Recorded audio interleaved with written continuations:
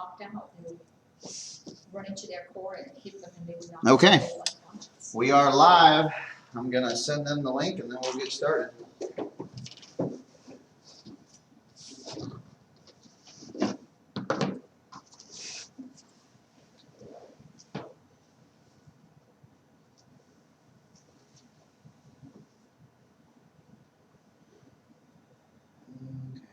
So do you get a signal that they're on or not?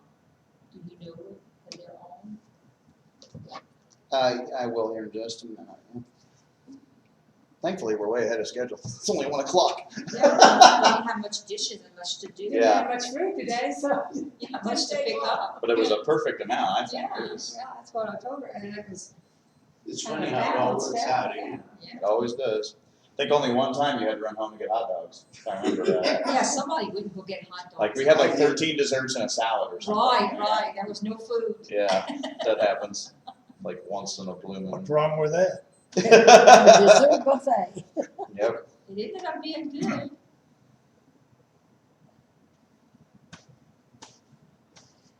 Be a good excuse to eat a lot of dessert, wouldn't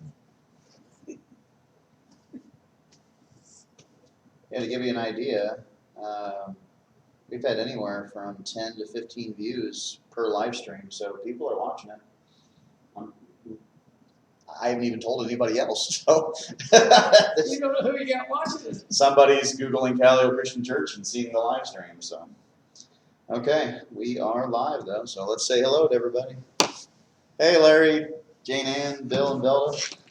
We're in 1 Thessalonians chapter 1. So if you want to turn there, we left off last week in verse 8. So if somebody would read, starting. Bill? What's that? Bill's gonna read it. Bill's going to read it? All right. Wish you could, Bill. Maybe someday we'll upgrade our technology to be ready for that. But chapter 1 is almost done. So let's just read verses 9 and 10.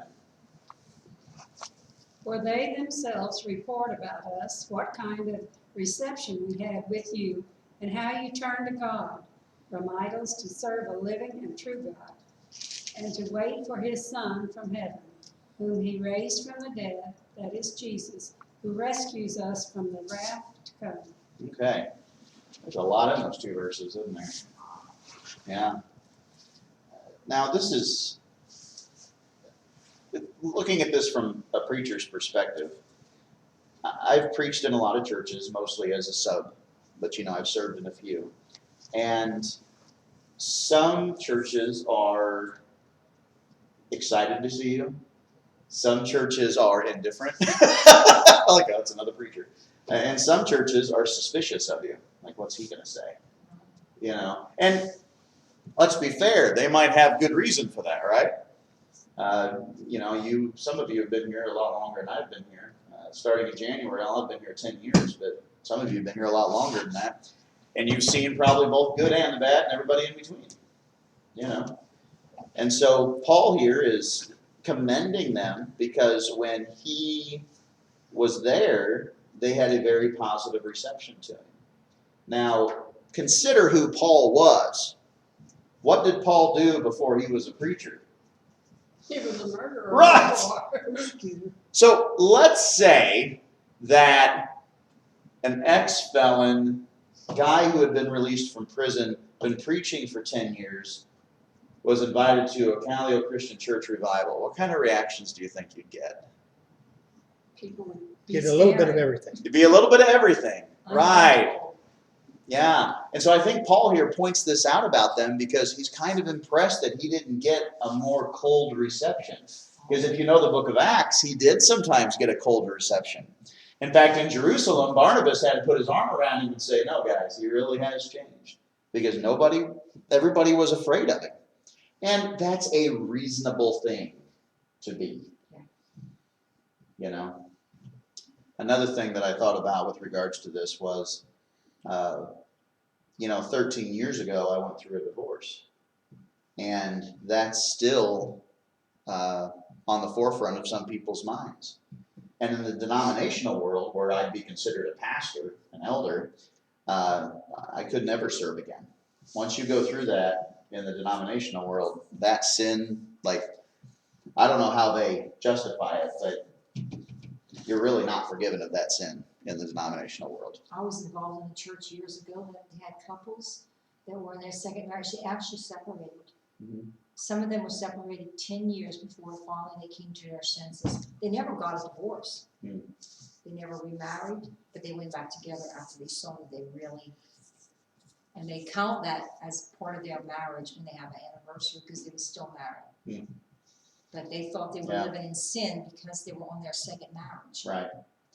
But like when I came here to be the youth minister and some people were suspicious, I didn't blame them for that.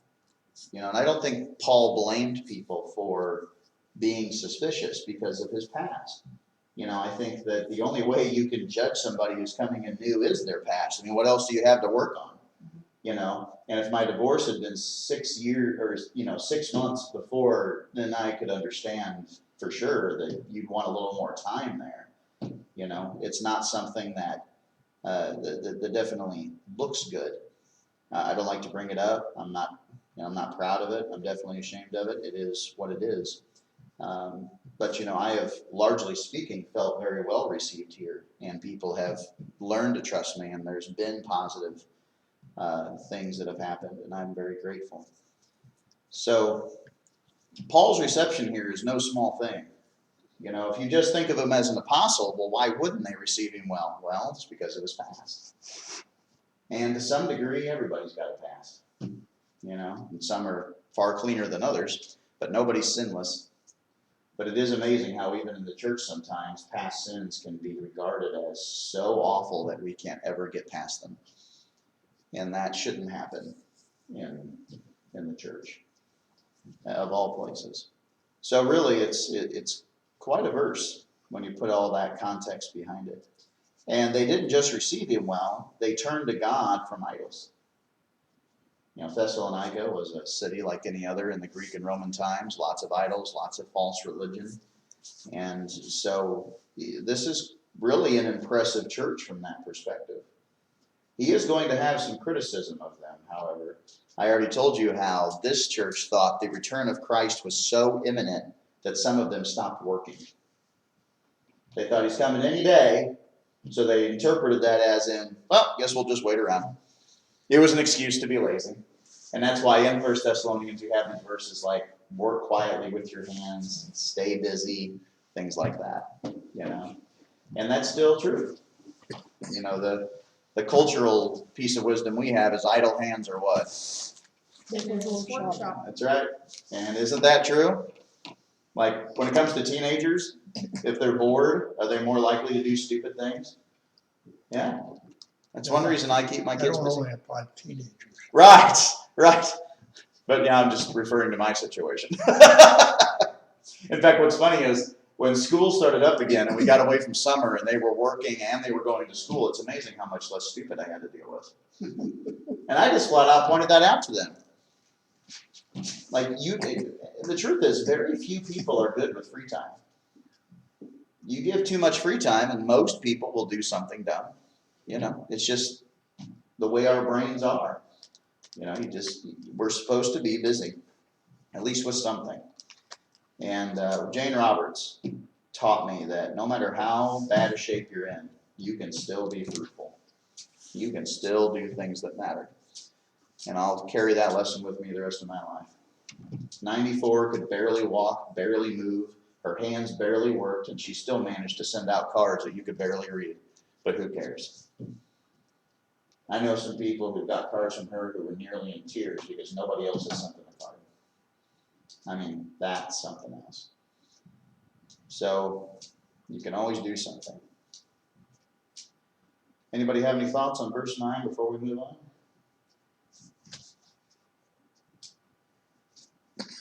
The stream does have a typing feature, so if they're at a computer, they can send us notes. I don't think they've ever used it yet, but I've told them about it. Oh, remember they can type a comment? Yep. There's a live chat system. Yep. Alrighty. Well, one last thought maybe is they turned to God from idols to serve a living and true God. So, what is an idol, like in the literal sense? Could have been anything. Anything, yeah. Could have been that chair. Right. Anything that occupies your time more than God, Yeah, yeah. putting it first. Yeah, that's a more symbolic interpretation, which is accurate, yep. You know, there's a verse in Isaiah, I think, I didn't look it up, I wish I would have, that Isaiah actually makes fun of the Jews when they were going back to idols, because he's like, are you really going to cut up firewood, and then from that same wood, make a block of wood that you bow down to? Like you worship one and burn the other from the same stock? You know, there was just no thought at all. So in comparison to idols, they had gone from worshiping something inanimate and useless to serving a living and true God. And those idols are all gone, and the living and true God is still here. And that's one thing I always share with people when I'm sharing the gospel. I'm trying to convince somebody to consider these things, is that look at all the other ideas that have come and gone. All the other philosophies and worldviews, all the other religions and idols. What is still here? This. This is still here.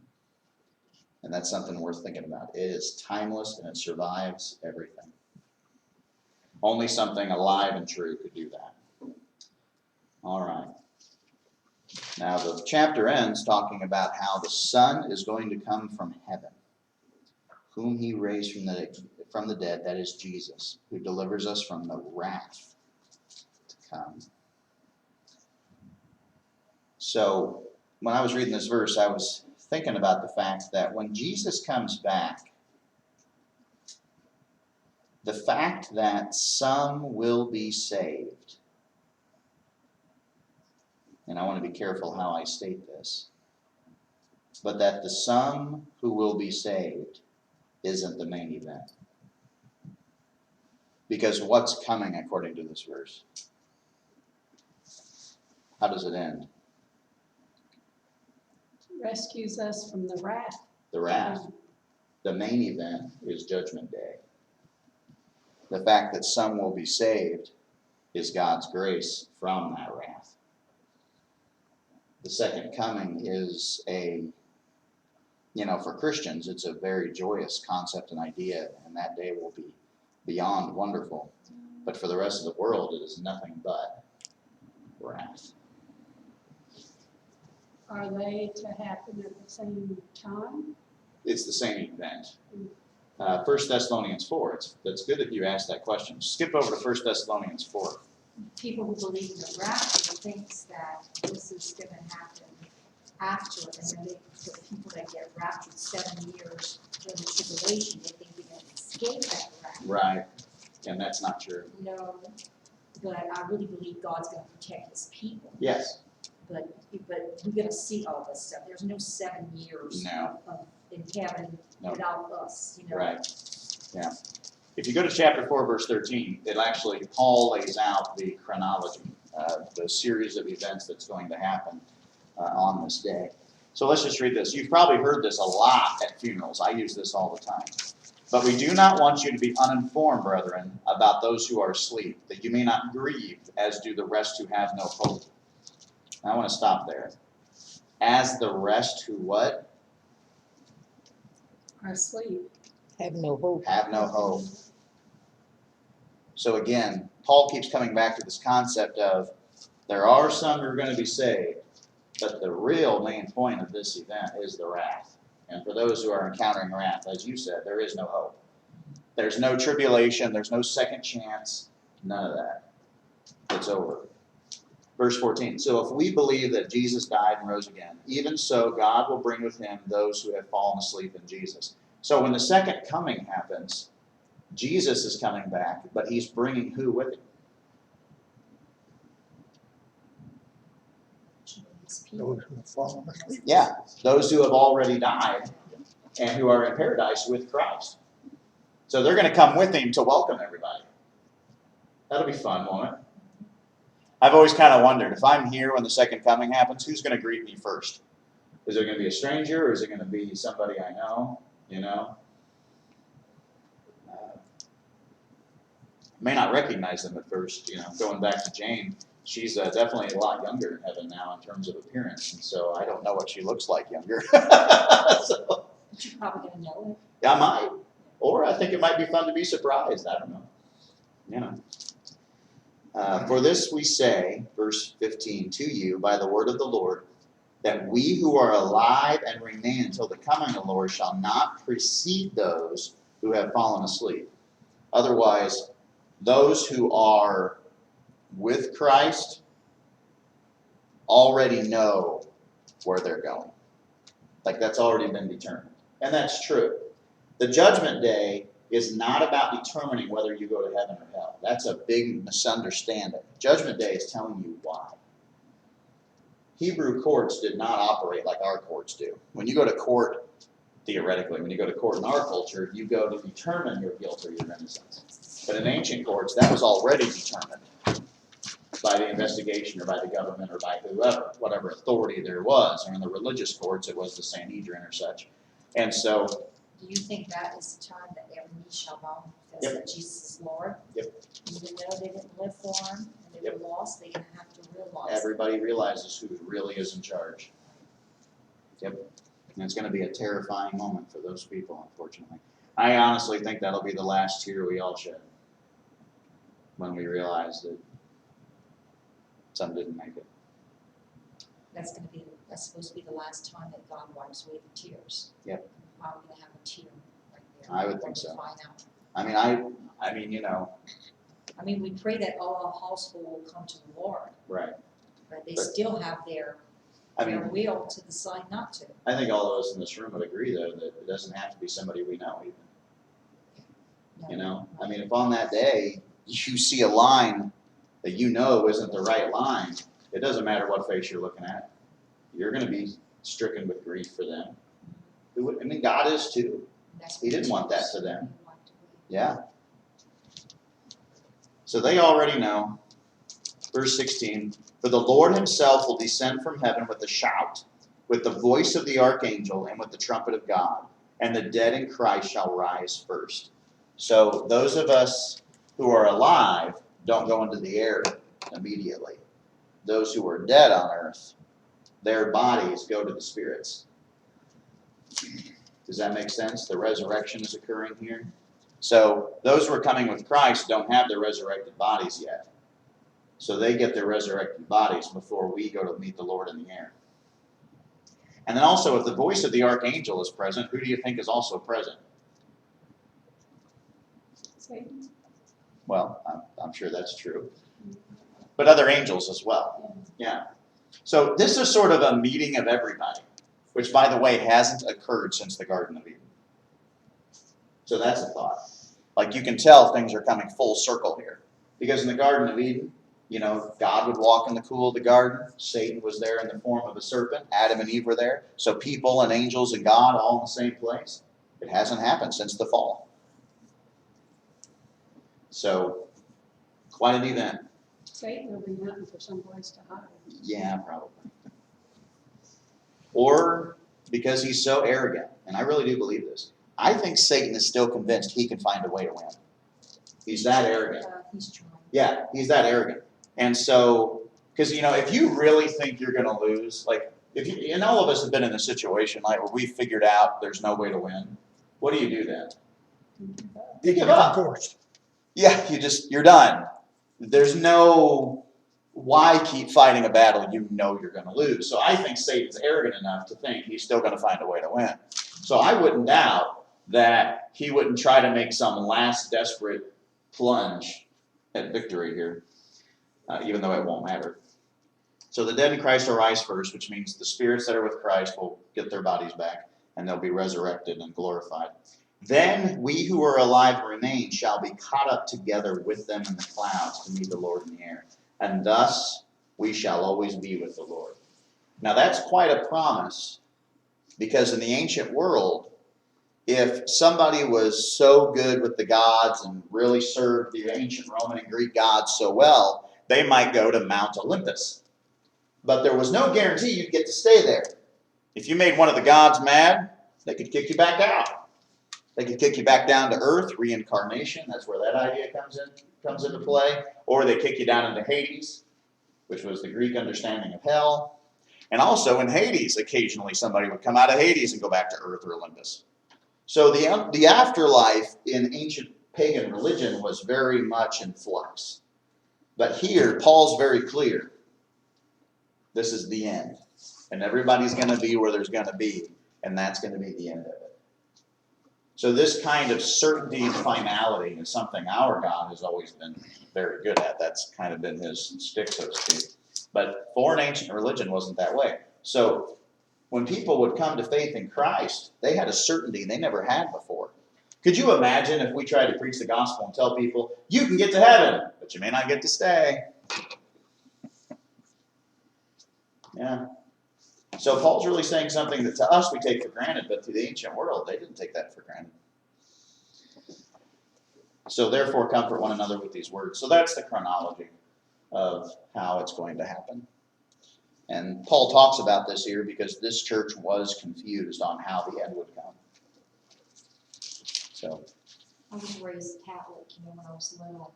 I remember them having masses because we had relatives that didn't live right and they were alcoholics and all, and man, they would have these masses to try to pray them out of purgatory so they could go to heaven. I didn't believe in it, all that stuff when I was a kid. I was rebellious against the Catholic Church so bad that when it came to confirmation, I spit on the bishop's ring. You're supposed to kiss it. I spit on him. That's how bad I was. I was always rebellious against the church.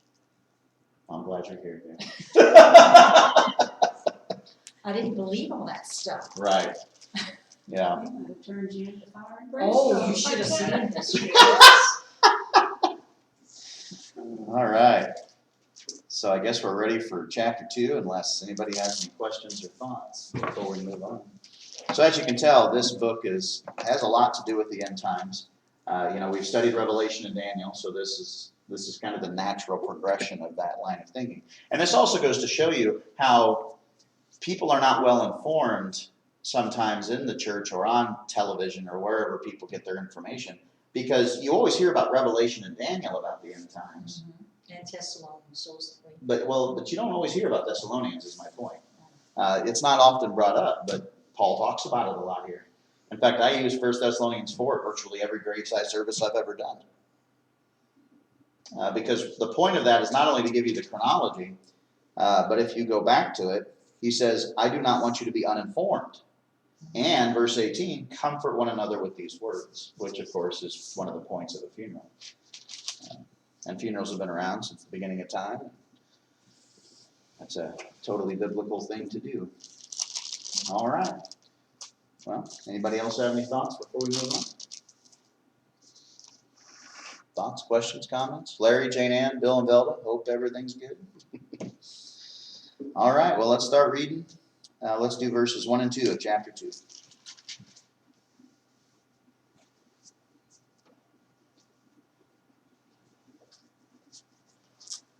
For you yourselves know, brethren, that our coming to you was not in vain, but after we had already suffered and been mistreated.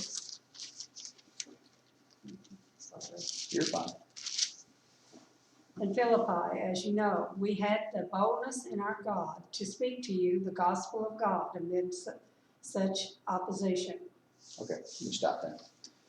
Mistreated in Philippi. Now, you may or may not remember, but the very first Daytimers book that I took everybody through was Philippians. When you think of the Bible book of Philippians, does anything come to mind?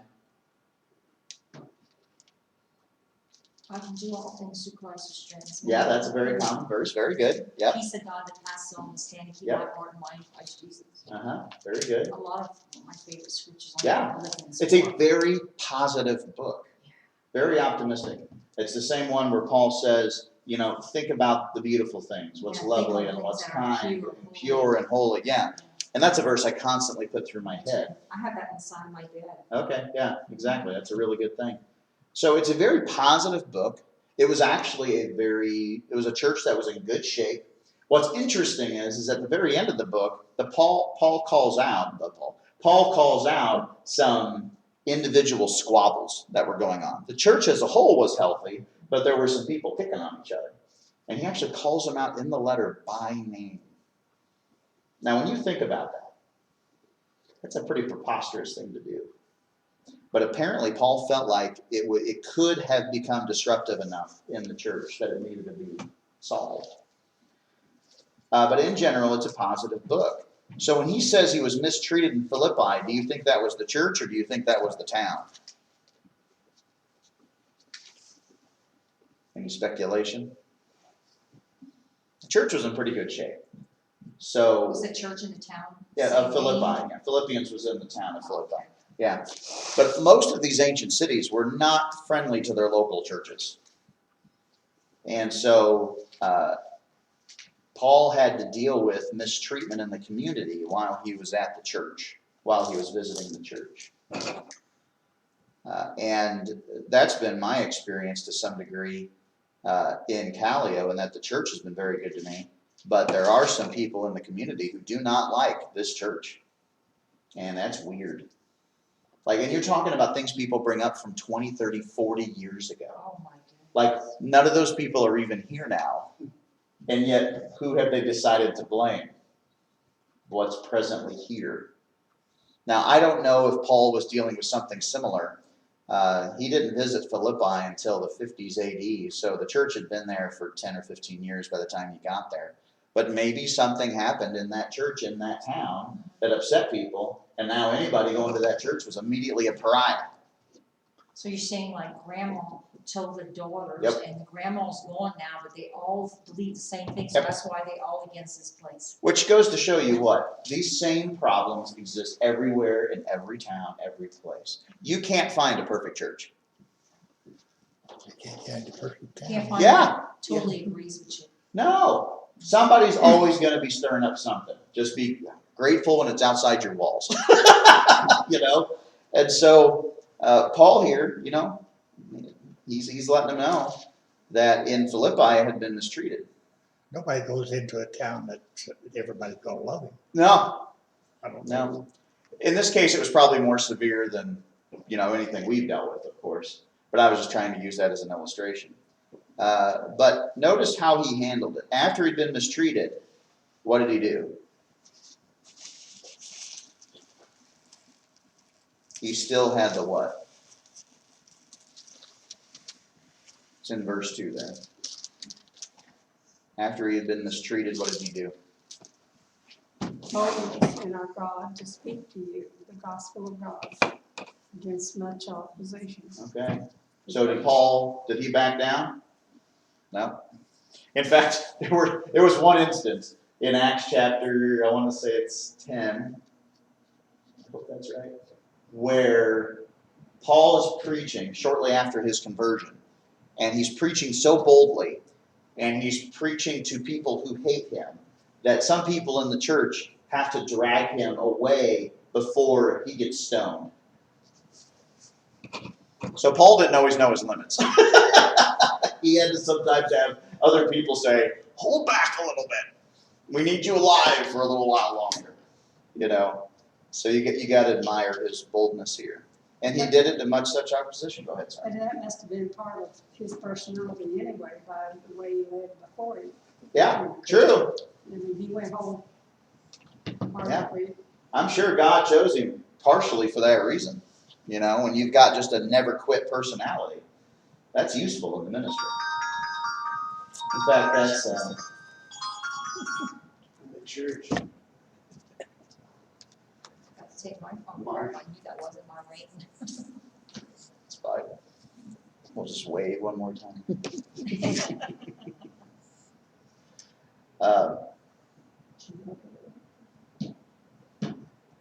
When I said church, you just go up. I had a thought from something you just said and it left me. I'm sorry. I don't remember what it was. Oh, the boldness. Oh, yeah. This is a discussion I have with the preacher boys. This is a discussion I have with other young preachers I talk to. And that is, you can't be a doormat and do this job. You've got to be able to stand up for yourself and for others when necessary. You know, you can't overdo it.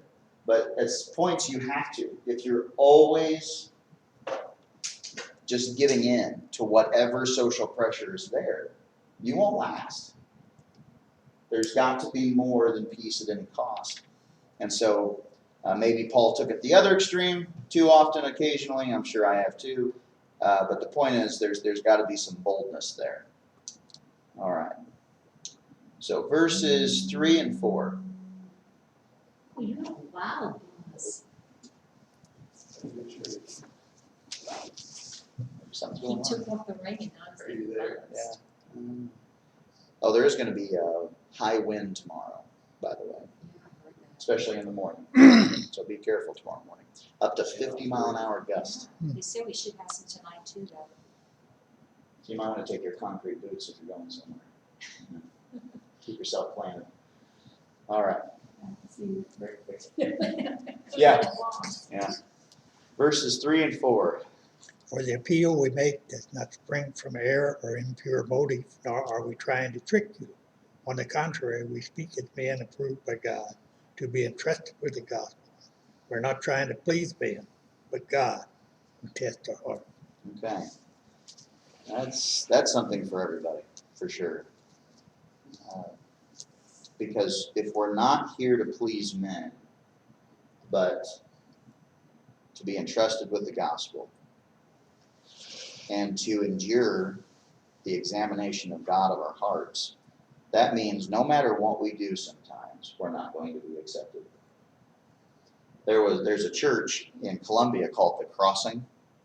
If you read the Columbia Tribune or get anything online about it, they recently had, the preacher there recently preached a sermon on gender.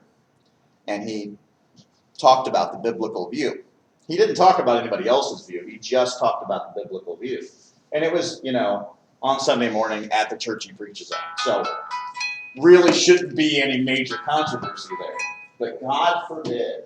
Oh, Virgil is. Everybody's got a phone. Warning you about the wind or whatever. Storms. Hello?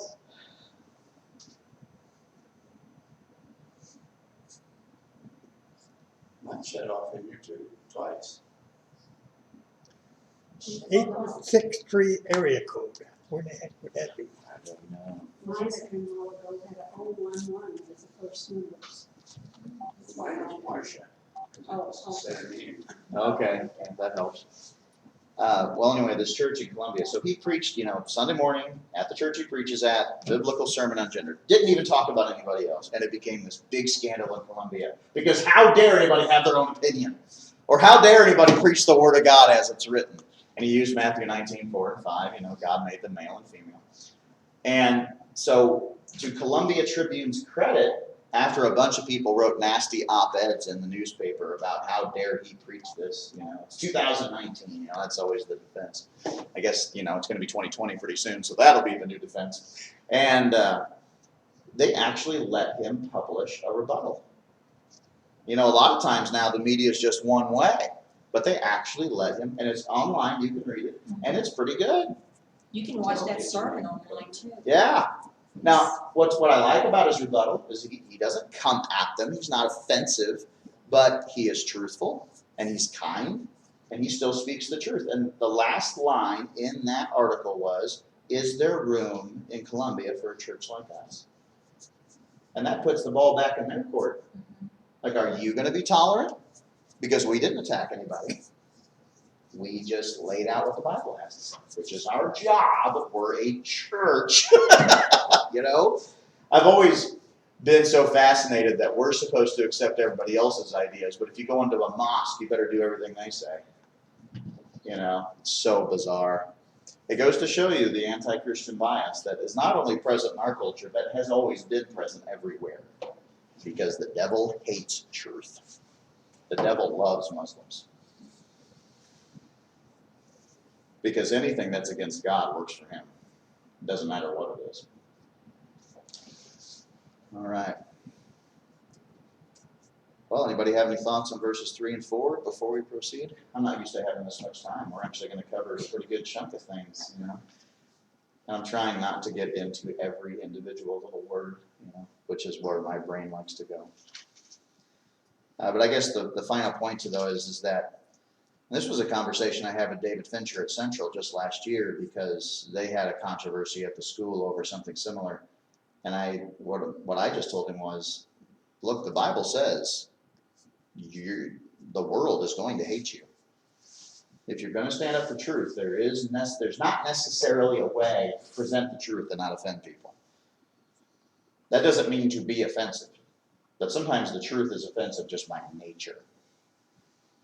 You know, everybody keeps telling me peanut butter is food. I find that offensive, but Oh, and it's so good. you know, I got to live with other people's opinions. So, yeah. But that's an opinion, that doesn't make any difference. I know. I mean, You can do so many things with it too. Yeah, like throw it away, stamp on it, you know, all kinds of stuff. Okay, very good. It's just I was just telling yesterday, somebody I was trying to invite to church last night, and I was telling them that's kind of an inside joke. You know, you're a part of Calio, and I mentioned peanut butter, and you don't take me seriously. So, yeah. They're gonna take you seriously when you tell them there's no peanut butter in heaven. You see things like that. Yeah, you know. you may scare some people off, just. I know, right? Yeah. Yeah. How many people have I chased off from that? You know, I have had people in the audience kind of look at me like, "What is he talking about?" Which is awesome because that's a conversation I can immediately have with them after You know church. they're listening. Yes, Yeah. that's what I mean. I can watch the audience and be like, I know I need What to talk does to he them. mean, no peanut butter in heaven? Right, yeah. So it's good. Whatever helps get the conversation Maybe I started. think you need to be locked up Yes. someplace.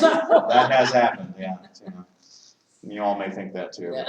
I've never met a normal preacher, so I just, and we all have funny last names. You ever notice that? Like, I don't know if any preacher has a normal last name. I've never met a preacher Smith. You know, it's always something strange. So, and we all have funny laughs too. You never heard of Eddie Smith? They call him Preacher Eddie. That must be why, because he has a normal last name. You know? My cousin, He's not a preacher. Oh, okay. All I right. went to school with him several years. All right. See, that's just, but it's not common, let's say. A lot of He's us not have a real weird names. preacher. he's Baptist. Oh, okay.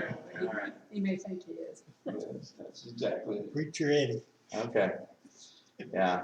Most of them I meet, though, we have strange laughs, funny personalities, and funny last names. Just kinda Sometimes I weird. change the aisle in Walmart just to miss him. Because he talks too much? I think it's another thing preachers do is we wander around Walmart when we have free time to talk to people. I do it all the time. So, all right, very good. Well, let's keep going. We got the time. Verses 5 and 6. Well, you know, we never used flattery, nor did we put on a mask to cover up greed. God is our witness. We were not looking for praise from men or from you or anyone else. As apostles of Christ, we could have been a burden to you. Okay. You know, I was reading this, I was thinking about the temptations preachers have. Because when you're a public figure of any kind, doesn't matter, you know, whether it's in a church or politics or business, when you're a leader, when you're an upfront person, when you're a spokesperson, of course the temptation to be flattered by men is there. Of course it is. It would be silly to think that preachers are somehow immune from that. And that made me think about this because, and this is a prayer I've prayed in front of sermons for a long time now, right between communion and offering, right before I preach, is I say, God, let me just preach the truth and trust you for any blessings. Don't let the temptation of seeking men's approval take over me in the next half an hour. You know, that's a very important perspective to have, because Paul could have came with flattering speech. If his primary value was being accepted, well, he could have just said whatever they wanted to hear. And how many preachers do that nowadays? Oh man. Yeah. This sermon I preached this past Sunday, you know, about not being ashamed of the gospel and having to talk about some failures that we're seeing out there in Christendom, so to speak, right now. That's not my wheelhouse. I don't like to talk about negative things. I don't like to be a pessimist. But it was important to let people know that culture is collapsing, and they're going to collapse in our direction. They're going to come after Christians. They always have. We're not going to be the exception to that. That's not flattering speech. That's not something I wanted to talk about. I really thought about not talking about it. But if you don't occasionally talk about persecution, if you don't occasionally equip people with the knowledge that we are under attack by the devil, we are under attack by people who have chosen to follow the flesh, and there's not necessarily a way to avoid it. That's important to understand. Some persecution cannot be avoided. And so even with the persecution Paul had endured, he still chose not to come with flattering speech. And then the next thing he talks about is a pretext for greed. Now, you know what's funny about preachers if you look at salaries? Most of them make very little or a ton. You know, really, like your televangelists, some of them, like Joel Osteen and stuff, tens of millions of dollars a year. And then your bumpkin rural country preacher at a church of 30's making what? $100 a week if he's lucky. You know, guys like me are actually rare. You know, those of us in the middle. You know, not in the middle of 110 million, but you know, you know, enough to live on, enough to have a degree of comfort. That's rare. Paul here is saying, I didn't come with a pretext for greed. Now, if he wanted greed, he might also use flattering speech, right? That all kind of goes together. I mean, Joel Osteen, all that guy does is preach inspirational messages. I don't even call them sermons. He's just a motivational speaker who quotes Bible verses occasionally. He doesn't have a serious look. He's always smiling. Yeah, he never preaches. What Sunday I was taught He never this. preaches pre-pimp. Yeah, there's no broccoli and Brussels sprouts. There's just the steak and the cheesecake. That's it. And that's flattering speech. And that's a pretext for greed. You remember when the floods happened in Houston and he wouldn't open his church doors to take in people who had nowhere to go because his church was too nice? The church building was too nice. If your church building is so nice that you can't have people in desperate need visit for a little bit, I think you got too nice of a church building. Where's all your money at? You know? I have a niece that goes over there. I don't see how she can put up with it. Well, you're not learning. Okay, when culture really does come after Christians, and let's say you just so happen to be naive enough to be a Bible-believing Christian, but actually go to Joel Osteen's church. When persecution comes, and you see your brothers and sisters who really do believe in the Bible suffering, what's that going to tell you about Joel Osteen's messages when all his people are fine? It's not all prosperity. It's not real. When people who believe in the Bible are suffering, but those who believe in an apostate gospel aren't, that tells you it's an apostate gospel. So his dad was a fire and brimstone preacher. He's nothing like his dad. No. And Joel Osteen says enough people preach about the bad stuff. He's only on the good gospel. That's what he preaches. The good gospel. The good gospel. That's what he It's more like the prosperity gospel. said. Right. Yeah. Oh, man.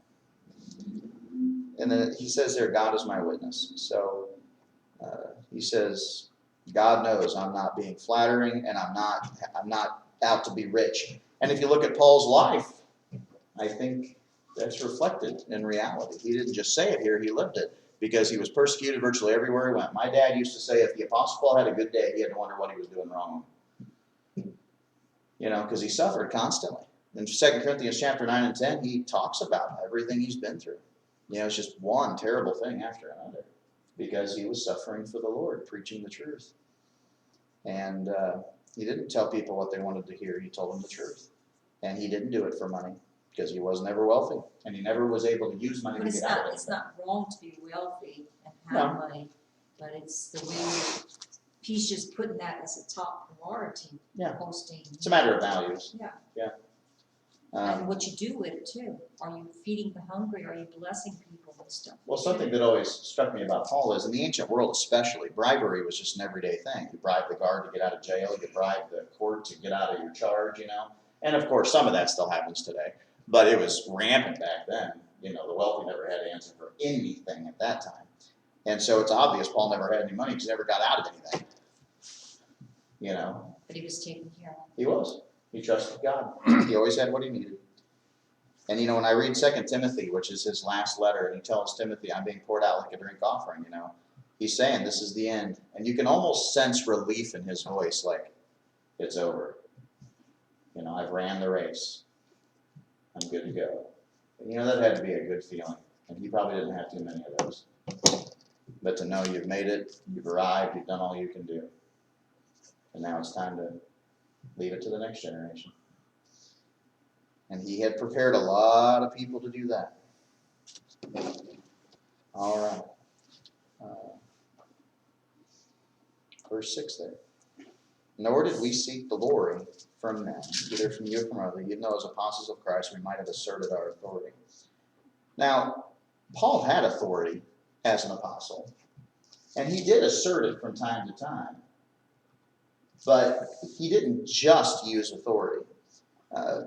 In your workplaces or when you've been working with other people, a good boss is somebody who tries to lead you to doing the right thing. A bad boss just forces you to do the right thing. Right. Yeah, basically a cattle driver kind of personality. You know what I mean? There's a difference between an authoritarian dictator and a leader, or a shepherd, so to speak, in a way. And Paul here says we could have used our authority, but instead we tried to lead by example. We tried to persuade. There's ways of leadership that exceed just, I'm in charge. And you can always tell when somebody has no experience as a boss when they just try to be in charge and don't try to lead by example and don't pick up the broom to sweep up the room. They expect somebody else to do that. You know what I mean? My dad used to say, if you can't sweep the floor, you can't do anything.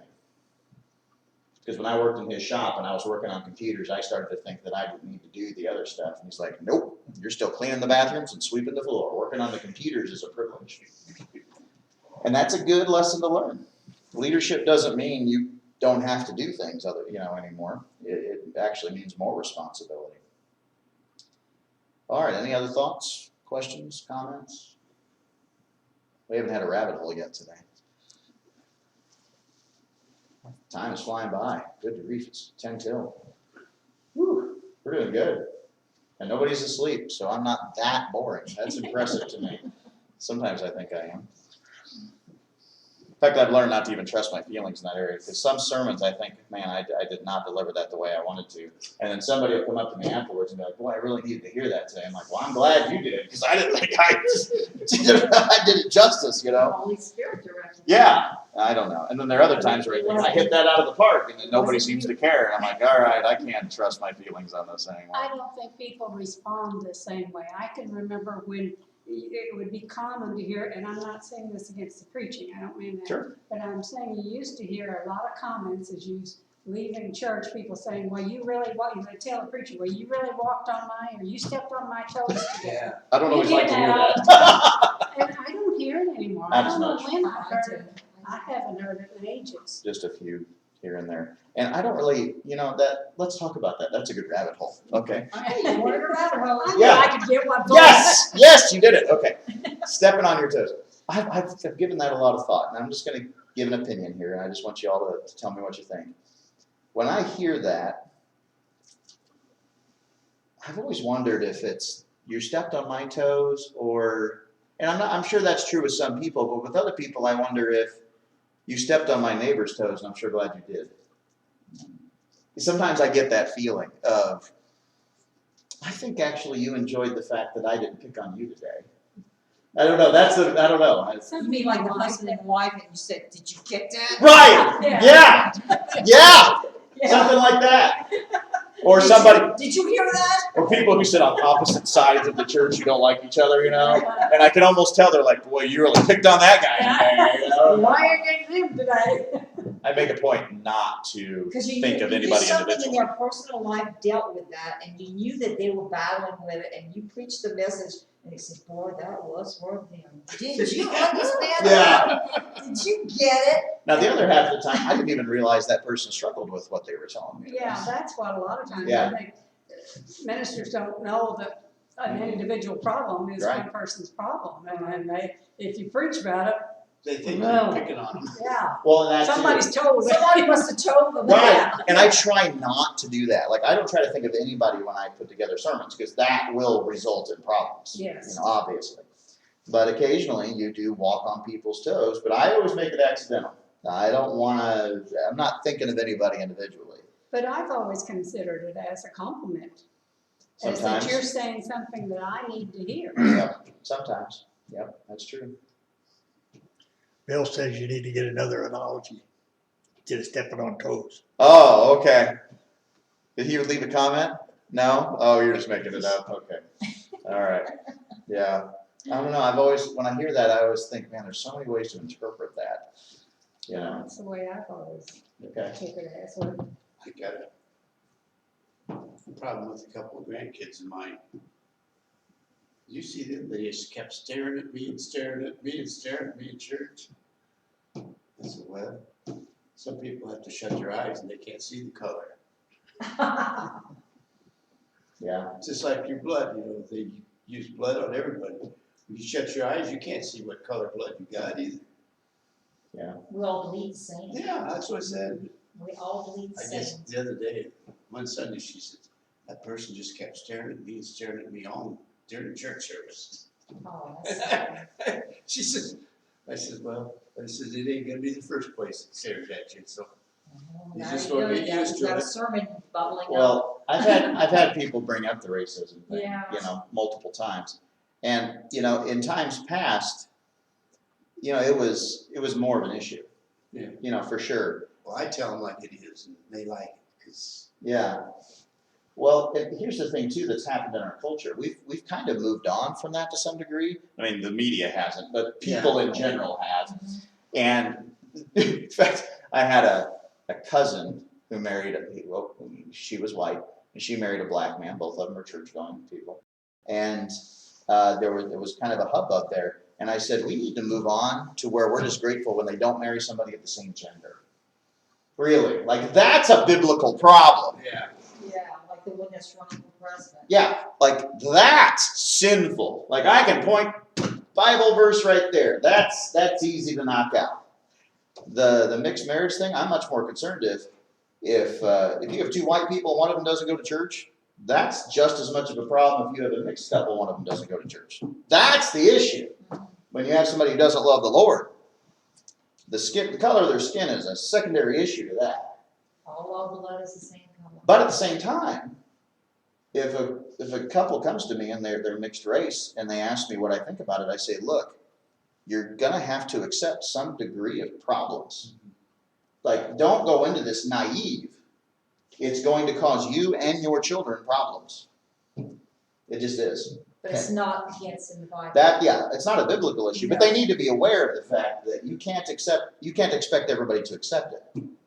You know, I've had some very good, nice, kind people in this church tell me they disagree with mixed marriages. That's fine, that's their opinion. And in the world, you're gonna run into that opinion.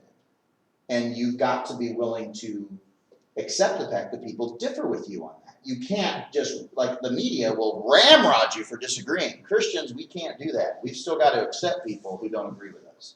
You still have to love and be kind to people. So don't go into this situation naive. I've often told people it may be permitted, but it may not be wise, depending on your situation.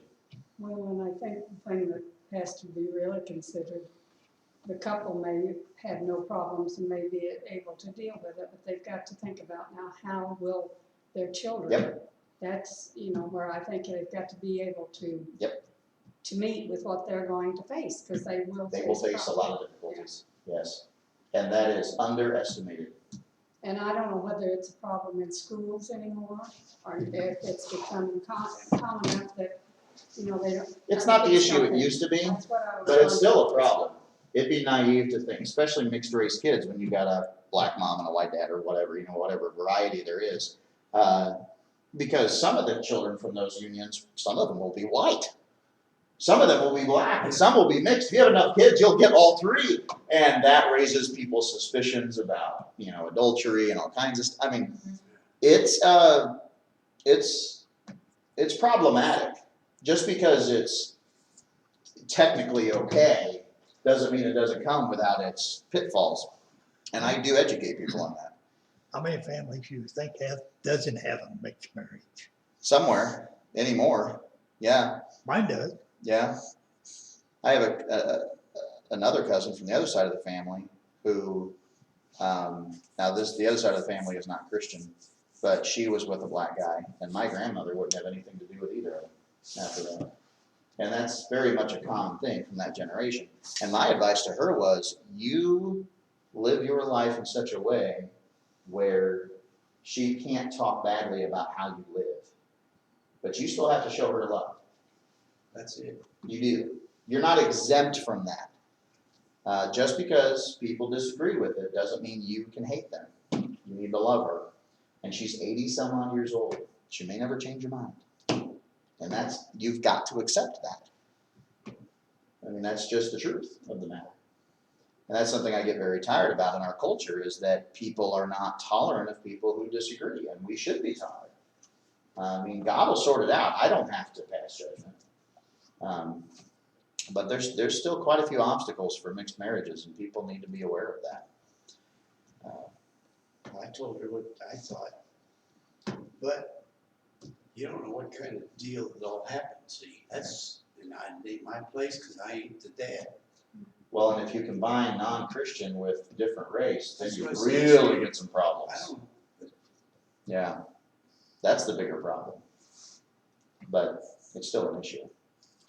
So, in fact, I had man, there's so many situations like this. We can go on and on forever. I know, I Oh, shouldn't have man. brought it up, No, it's fine. It needs to be talked about. I've long thought about preaching on it. It's a very thorny subject for some people. but it's Just like transgender. Well, just, that's much easier to preach on. Because I can just say, So- by chapter and verse. see, when this happened, he wanted her to get her abortion. Oh, gosh. She didn't get one, see? Right. Well, now today, he isn't too bad a ball player. Well, he wants that kid to play ball, so he puts the ball or bill for kind of playing ball. But otherwise, I wonder if he thinks back that if it had abortion, he wouldn't have been able to do anything. Right. And that's how sin works, isn't it? I know, It just compounds. It causes endless grief. Yeah. I would never thought it was gonna get accepted into the royal family. You know, when Philip married the half-black girl, and they have a baby now. I mean, her mother is so white, her dad is so white and her mother is not. Yeah. I was so surprised Queen Elizabeth has really accepted this. Now, in the cities, I grew up in a bigger city, and I went to a half-black, half-white high school. My neighborhood was mixed, and it was upper middle class. Mixed marriages were the norm. And I was back in the 80s and 90s. Yeah. But I tell people in the rural areas, it's not that way. Mm-mm. It's 97% white. And there's still a lot of cultural baggage. And you are asking for some degree of trouble, even if it's legal and even if it's okay biblically. Because, come on, in the ancient world, it was a melting pot. There wasn't any of this, you only marry people of your own race stuff. That's why it never comes up. It was something that was a result of our culture. But there's still some issues that come up that are inevitable. You don't get to escape them, and you don't get to hate people who disagree with you. If you choose to go that route, you accept that responsibility. I've had some young people look at me like I never thought of it that way before. But that's the truth. You can. He got in trouble a while back because he slapped a black boy, or a white boy. He said, well, I'm half white and half black. He said, you don't need to talk to the black people like that. How old is he, Larry? He's a freshman in high school. Oh, really? And for the children, it also causes identity issues. Yeah. Who am I? Yeah, that's it. Yeah. And that's a reasonable question. I've never had to question that I'm as white and as guy as it gets, Yeah. you know. But yeah, what am I? So he just got things to work out. Yeah, and it's tough. And he kind of, well, he likes to be in charge too. Yeah, it's tough. That is a thorny subject. In fact, I had an employee, some of you might know her, Pat Tooley. You know Pat Tooley? I probably know her face, but. The one that did the computer thing? Yes, she worked for me, and then she's been at Lock Haven since then. And she also works for the tax service here in town, H&R Block in Macon. And anyway, last year she called me because she wanted to get married, and she married her longtime boyfriend Steve, and he's white and she's black, and she's as black as black gets, and he's as white as white gets. And I did it. Now you're also talking about people in their 60s. They're not gonna have kids. Yeah. There's a lot less barriers and problems there. Yeah, there it And is. also they already have their group of friends and their work life, everything's already Yeah. settled. So they don't deal with the same logistical things, but, it's a good example of an issue that you don't necessarily have a scriptural barrier, but you may have a lot of other barriers, and you need to think about it. It's not, because there's cultural differences too. It's not just skin color. Black culture is different than white culture. And sometimes it jives and sometimes it don't. You ever been to a black basketball game? And if you're white, if you've never been to a black high school basketball game, you better wear earplugs. It is unbelievably loud all the time. Go to a black funeral. Yeah, Man, it's a whole different world. Black church service, you think I'm ever long. I don't think I've ever met a black preacher that was shorter than a white preacher in terms My of daughter's a serving length. mortician, and she loves to do black funerals. She says, boy, the music is so good, they sing so loud. They're just a more emotional people, really. They're just more expressive. And that's something that white culture, we're more reserved and, I would be a shy black guy. Like, that's the truth, I'm the lower end of expressive on a black scale. Well, they even adapted into their clothing and their Yes. the households and how the color is Yes. very important to them. Yes, And it looks good on them. yeah, oh And yeah. some of us pale white folks don't look so hot in some of these real bright colors. And you know how, They're pale. and you understand that. Yeah. I'm sure as running a fashion store, yeah. And when your clientele is probably, 99% white, Uh-huh. that's who you're gonna stock for. It's not a racist thing, it's just, that's my clientele. Yeah, But I can remember when I first opened the store in 1995, and it was still downtown. I remember when I was in the store by myself, which a lot of the times happened to start out with, and 4 black ladies, which I did not know at the time at all, walked in the store, and the thing that kind of got me, they walked in the door, and they went all 4 different directions, and I thought, oh my gosh, what are they doing? I thought maybe they was gonna lift everything out of the store. I didn't know. I didn't mean, but it scared me. Yeah, sure. They all went all different but that's directions. how they do things. Well, I got to talking to them, and they used to be from Macon, and they would come back, and when they would come back for years, it got to where some of them's health wasn't good. And they told me one time, and I'll never forget that. They said, Linda, says, I want you to know how much we appreciate our shopping here, because you treated us like one of them. Yeah. And I didn't treat them any different. I'm sure I looked at that first day because it just gave me a scared feeling that I was new in business too, so.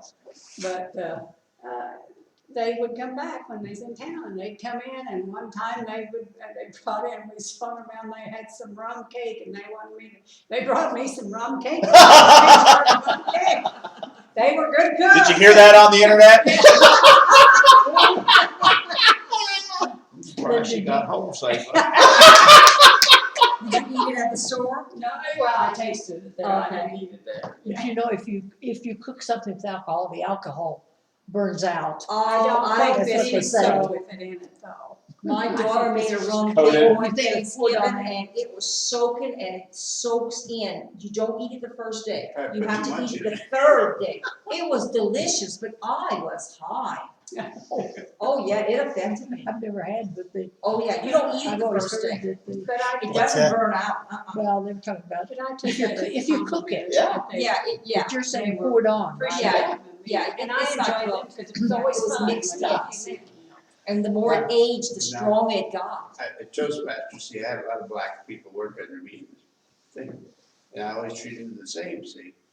And this one guy he needed a truck or something. I just bought a new Ford pickup, and I said, well, go ahead, use mine. I said, load up this, give me some stuff away from out of the maintenance. I said, just go ahead and use that truck. He took it home, came back, he said, nobody else had ever asked me to do that. He thanked me, and I never had any trouble with it. No. In fact, one guy one night came in, and of course, you run presses, you have to be sober. I says, he's been drinking, so I went to the boss before I checked him in. I said, I can smell it on him. He went back there and asked him, yeah, he said, well, we gotta send you home. Well, I had a white guy that was just as bad one night, and he said, no, I haven't been drinking. Well, my boss went over there and asked him, no. He smelled him, he said, oh, this is aftershave lotion. So, all right, I said, if he gets hurt, you check him in. I said, if he gets hurt, it's your fault, not mine. And my boss didn't like that very good, but I didn't care. Yeah, I mean, his responsibility. Well, I said, if he loses his hand or something, why, it's his fault, not mine. Yeah. Yeah, that reminds me. Okay, humorous aside. I had my colonoscopy like a month ago. And, you know, you're coming out of anesthesia the day you had the procedure. Yeah. Well, I thought it would be a great day to use power tools. And Not a great day for fun. not a good day for power tools. Kara found me lying on the ground. I like passed out or something. I don't know. I was exerting myself too much. Passed out, and I fell down, and I was like 2 inches away from my table saw blade. Oh. And Kara's like, "You're not supposed to use power tools on the day you have anesthesia." I said, "All he told me was I couldn't drive." That's the reason. You can't drive, but you drive. It goes to show you the holes in my brain. If you're not very specific with me, I don't put one and one together. So this next Monday when I have my endoscopy, I'm not going to use power tools. You could have got sliced. I could have been pretty bad. You go home and rest. I would say stay away from a plain old hammer. Yeah, Kara says I can't go in the No garage. nails. Yeah, she's gonna today. This time she's gonna stay home all day and babysit me. Is what she said. So I can't do anything fun. So I think the dogs and I are just gonna cause trouble. All right. Well, I think that's a good place to stop. We're over time. Yeah, verse 7 is very short. Yeah, we made good progress today. All right, Bill, Velda, Larry, Jane Ann, thanks for joining us. We'll see you later. Everybody wave bye. Bye. Bye. Whoever else is out there. Yeah, and Linda will have more good stories next week. Or let's go stay home next time. It's not- I don't know. No,